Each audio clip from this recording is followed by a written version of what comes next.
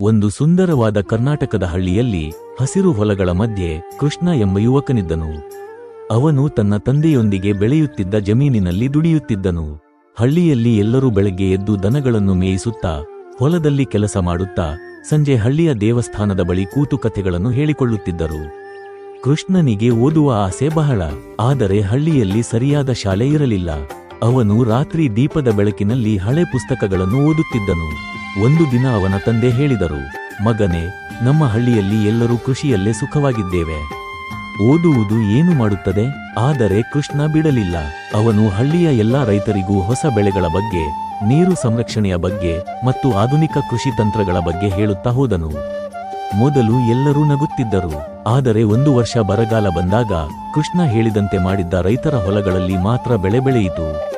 ಹಳ್ಳಿಯ ಜನರು ಅವನನ್ನು ನಮ್ಮ ಕೃಷ್ಣ ಎಂದು ಕರೆಯತೊಡಗಿದರು.